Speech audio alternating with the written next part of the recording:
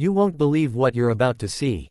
Stick around until the very end, because this is one of those stories that doesn't just warm your heart, it sets it on fire. And if you're like me, and you love seeing the underdog get the recognition they truly deserve, you're going to want to hit that subscribe button and join our family here, because we find stories just like this one all the time. The fluorescent lights of the Thompson Aerospace headquarters hummed a monotonous tune, a sound David Miller knew all too well. It was 2 a.m., and the sprawling, silent complex was his domain. Pushing a wide mop across the immaculate linoleum, he worked with a quiet, efficient rhythm. At 42, his body bore the map of a harder life, a slight stiffness in his right knee, a network of fine lines around his eyes that spoke of sleepless nights and long worries.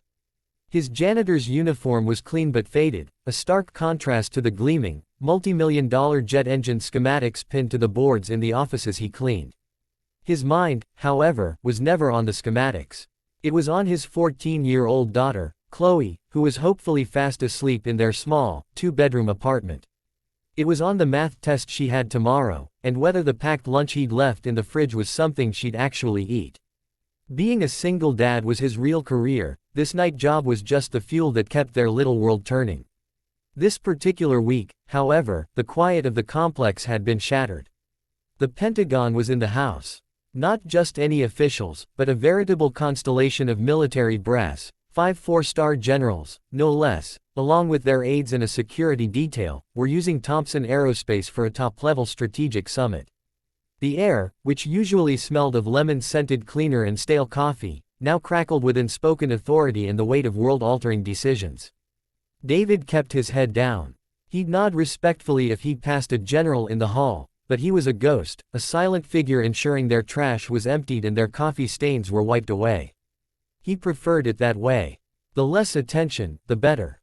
The incident happened on the third night of the summit. David was cleaning the main executive break room, the one reserved for the top brass. He was refilling the coffee machine when 4 of the generals walked in, deep in a heated discussion about satellite defense systems.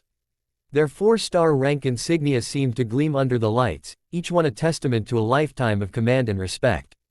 One of the younger aides, a Captain Evans with a crisp uniform and an over-eager demeanor, was trying to impress them. He was talking about his own rapid rise through the ranks.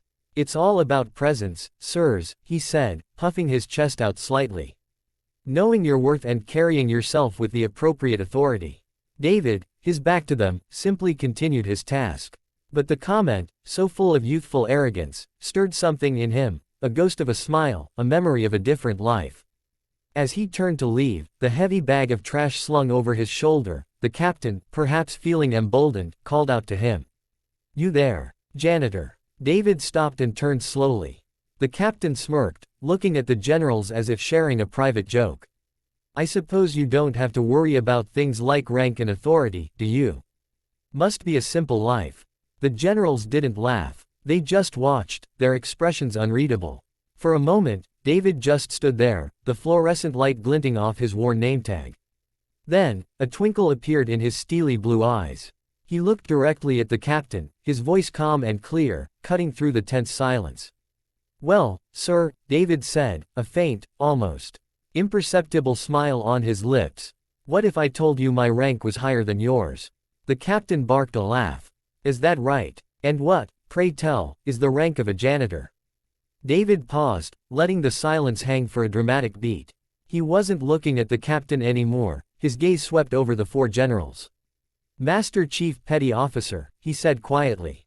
"United States Navy SEAL. Retired." The words landed not like a boast, but like a depth charge in the quiet room. The captain's smirk vanished, replaced by a look of stunned confusion. But it was what happened next that would be etched into the memory of everyone present. The 4 generals, in a movement so synchronized it seemed choreographed, snapped to attention. Their hands flew up in a razor-sharp salute, their eyes filled with a respect so profound it was palpable. Before the stunned captain or even David could react, the 5th general, an older man with a granite jaw named General James Holloway, entered the break room. He took in the scene in a single, sweeping glance, his 4 fellow generals holding a salute to the janitor with the trash bag. Without a moment's hesitation, General Holloway snapped his own heels together and brought his hand up to his brow, completing the tableau. 5 four-star generals, the highest-ranking officers in the U.S. military, were saluting a janitor. The captain looked like he'd been struck by lightning. I don't understand," he stammered. It was General Holloway who broke the salute and spoke, his voice low and gravelly with emotion. "Son, you see a man holding a mop. We see Master Chief Miller. We see a man who led one of the most legendary rescue operations in the history of special warfare. We see a man who was awarded the Navy Cross for Valor, who carried 2 of his wounded teammates through a mile of enemy fire in Afghanistan, saving their lives at the cost of his own knee and his career." He turned his gaze to David, and it was filled with a brotherhood that transcended uniform and rank. "We see a warrior." David finally lowered his head, the weight of the memory and the overwhelming respect threatening to buckle his knees. The formality was over, and the generals surrounded him, not as superiors, but as brothers in arms, shaking his hand, clapping him on the back, asking him what happened, where he'd been. And so, David told them. He spoke of the IED that ended his career, of the long, dark months of recovery where the Navy, with the best of intentions, had to let him go.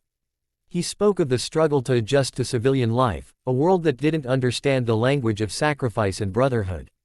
He spoke of meeting his wife, the joy of Chloe's birth, and the devastating blow of his wife's illness, which consumed their savings and left him a widowed father with a mountain of medical debt. The janitor job at Thompson Aerospace wasn't a fall from grace, it was a lifeline.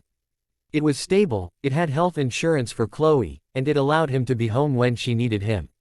"My daughter," David said, his voice thick with emotion. "She's my mission now." The generals listened, their faces etched with an understanding that went deeper than sympathy. They understood duty, sacrifice, and the concept of a mission that never truly ends. The story doesn't end in that break room. The following week, a full scholarship offer from a prestigious military academy arrived for Chloe, anonymously funded by a group of grateful patriots. David was offered a position by Thompson Aerospace as a senior consultant for their security division, a job that utilized his unparalleled tactical mind and paid him what he was truly worth. But more than the financial security, it was the restoration of respect that healed an old wound. The video you just experienced, that powerful moment of recognition, is a reminder that heroism doesn't have an expiration date. That the true measure of a man isn't the uniform he wears, but the content of his character. David Miller never stopped being a hero. He just changed his battlefield from the mountains of Afghanistan to the quiet halls of an office building, and his mission from defending his country to raising a strong, beautiful daughter. He is a living testament to the fact that no honest work is ever demeaning, and that true greatness is often found in the most humble of places, waiting for the world to finally see it. So the next time you see someone working a job you might overlook, remember David. You never know the battles they've fought, the sacrifices they've made, or the rank they truly hold in the annals of courage. If this story moved you, if it reminded you that there is still honor and greatness in this world, do us a favor. Hit that like button, share this video with someone who needs to see it, and subscribe to our channel. We're on a mission to find the light in the world, and we'd love for you to be part of it. Thanks for watching.